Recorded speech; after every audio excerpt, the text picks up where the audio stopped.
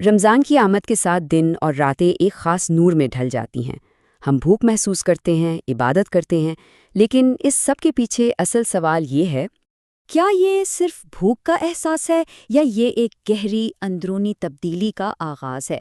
رمضان صرف بھوکا رہنے کا مہینہ نہیں بلکہ ایک نیا انسان بننے کا موقع ہے۔ آج ہم اپنی شناخت کو بدلنے کی سائنس اور روحانیت پر بات کریں گے، کیونکہ حقیقی تبدیلی عادتوں سے نہیں بلکہ شناخت سے آتی ہے۔ تو یہ جو سفر ہے اسے ہم 3 حصوں میں سمجھیں گے۔ پہلا، اپنی سوچ کو نئی ترتیب دینا یعنی ری وائر۔ دوسرا، اسے اپنے مقصد سے ہم آہنگ کرنا یعنی ری الائن۔ اور پھر ایک نئی بلندی پر پہنچنا یعنی رائز۔ آئیے اس میں گہرائی سے اترتے ہیں۔ سب سے پہلے اس مسئلے کی بات کرتے ہیں جو شاید ہم سب نے محسوس کیا ہے، رمضان کے بعد روحانیت کا زوال۔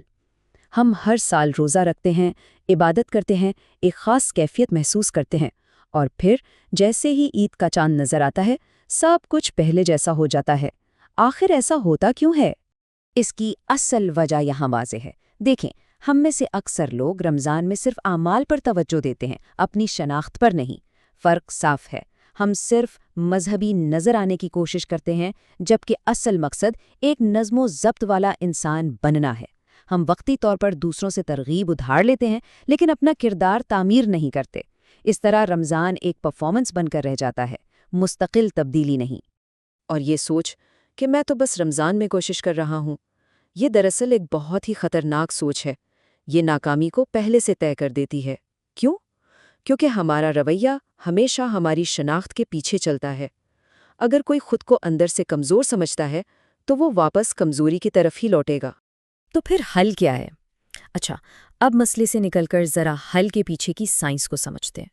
ہمارے دماغ میں ایک حیرت انگیز صلاحیت ہے جسے نیوروپلاسٹسٹی کہتے ہیں۔ اس کا مطلب ہے کہ ہمارا دماغ خود کو بدل سکتا ہے، اپنی وائرنگ کو نئی ترتیب دے سکتا ہے۔ ہمارا دماغ آپ کہہ سکتے ہیں کہ ایک دائرے میں کام کرتا ہے جسے سیلف کانسیپٹ لوپ کہتے ہیں۔ یہ بہت سادہ ہے۔ سب سے پہلے ہماری شناخت ہوتی ہے، یعنی ہم اپنے بارے میں کیا سوچتے ہیں۔ یہ شناخت ہمارے رویے کو جنم دیتی ہے، پھر وہ رویہ ہمارے دماغ کے لیے ایک ثبوت بن جاتا ہے، اور وہ ثبوت ہماری اس شناخت کو مزید پکا کر دیتا ہے۔ یہ ایک بہت طاقتور چکر ہے۔ تو اس لحاظ سے رمضان کیا ہے؟ رمضان اصل میں ایک نئی شناخت کی 30 دن کی ریہرسل ہے۔ جب کوئی مسلسل سحری کے لیے اٹھتا ہے، اپنے غصے پر قابو رکھتا ہے، فجر وقت پر پڑھتا ہے، تو ہر ایک عمل ایک ٹھوس ثبوت بن جاتا ہے، اور یہی ثبوت دماغ کو ایک نئی بہتر شناخت بنانے میں مدد دیتے ہیں۔ اس دوران دماغ میں ایک بہت دلچسپ کیفیت پیدا ہوتی ہے۔ جب ہمارے نئے اعمال ہماری پرانی شناخت سے ٹکراتے ہیں تو ایک ذہنی بے چینی پیدا ہوتی ہے۔ سائنس میں اسے کوگنیٹو ڈسوننس کہتے ہیں۔ رمضان جان بوجھ کر یہ تعمیری بے چینی پیدا کرتا ہے۔ یہ پرانی ذات اور ممکنہ نئی ذات کے درمیان ایک کھچاؤ ہے، اور یہی کھچاؤ دراصل تبدیلی کا انجن ہے۔ اب ہم دماغی سائنس سے ایک قدم آگے بڑھ کر اس تبدیلی کی روحانی بنیاد کو دیکھتے ہیں جو قرآن ہمیں سکھاتا ہے۔ یہ بات بہت گہری اور دلچسپ ہے کہ اللہ تعالیٰ قرآن میں یہ نہیں کہتا کہ اے کوشش کرنے والو، وہ ہمیشہ کہتا ہے اے ایمان والو۔ ایمان شناخت کی زبان ہے۔ یہ اس بات پر زور دیتا ہے کہ کوئی کون ہے، نہ کہ وہ کیا کرنے کی کوشش کر رہا ہے۔ بسم اللہ الرحمن الرحیم۔ سورۃ البقرہ آیت نمبر 183 میں اللہ تعالیٰ فرماتا ہے، یا ایھا الذین آمنوا کتب علیکم الصیام، اے ایمان والو تم پر روزے فرض کیے گئے ہیں۔ غور کریں، اللہ تعالیٰ عمل کا حکم دینے سے پہلے ہماری شناخت کو پکارتا ہے۔ وہ پہلے ہمیں یاد دلاتا ہے کہ ہم کون ہیں اور اس حکم کا مقصد کیا ہے۔ آیت کا اگلا حصہ اس مقصد کو واضح کرتا ہے، تاکہ تم متقی بن جاؤ۔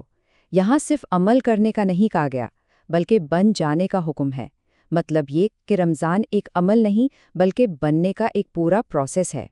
اور اس بن جانے کی سب سے بہترین اور مکمل مثال ہمیں پیغمبر اسلام حضرت محمد صلی اللہ علیہ وسلم کی زندگی میں ملتی ہے۔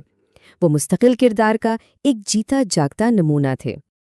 آپ صلی اللہ علیہ وسلم کے بارے میں کہا جاتا تھا کہ وہ چلتا پھرتا قرآن تھے۔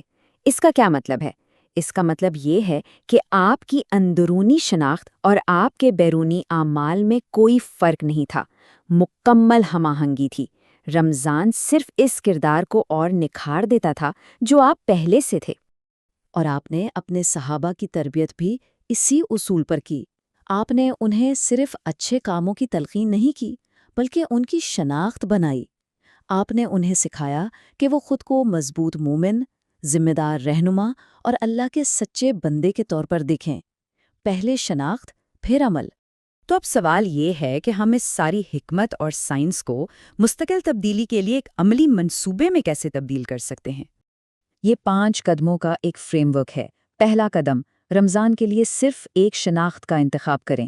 مثلاً میں ایک نظم و ضبط والا انسان ہوں۔ دوسرا قدم، روزانہ خود سے شناختی سوال پوچھیں۔ ایک نظم و ضبط والا شخص اس وقت کیا کرے گا؟ تیسرا قدم، ثبوتوں کی ایک ڈائری بنائیں۔ ہر رات سونے سے پہلے اپنی نئی شناخت کے 3 ثبوت لکھیں۔ چوتھا قدم، اپنی زبان سے شناخت کو ختم کرنے والے جملے نکال دیں، جیسے میں بدل نہیں سکتا۔ اور 5واں سب سے اہم قدم، رمضان کے بعد کے لیے ایک پل بنائیں۔ آخری عشرے میں کوئی ایک عادت منتخب کریں جسے ہر حال میں آگے لے کر چلنا ہے۔ تو اس ساری گفتگو کا نچوڑ اور مرکزی نقطہ یہ ہے، رمضان رویے کا چیلنج نہیں ہے، یہ شناخت کو دوبارہ سے ترتیب دینے کا، ایک آئیڈینٹی ریسیٹ کا موقع ہے۔ اگر کوئی رمضان سے اسی پرانی خود شناسی کے ساتھ نکلتا ہے تو اس نے اس مہینے کا سب سے بڑا موقع ضائع کر دیا۔ یہ بات ہمیشہ یاد رکھنے والی ہے کہ بھوک تو عارضی ہے، لیکن جو شناخت اس بھوک سے بنتی ہے وہ مستقل ہو سکتی ہے۔ تو اس رمضان اپنی ذات کو نئی ترتیب دیں، اسے اپنے اصل مقصد سے ہم آہنگ کریں اور پھر ایک نئی بلندی پر پہنچیں۔ روزہ کچھ ثابت کرنے کے لیے نہیں رکھا جاتا، روزہ یہ دریافت کرنے کے لیے ہے کہ ایک انسان کیا بن سکتا ہے۔ اگر آپ کو یہ تجزیہ پسند آیا تو اسے لائک کریں، شیئر کریں اور مزید کے لیے سبسکرائب کریں۔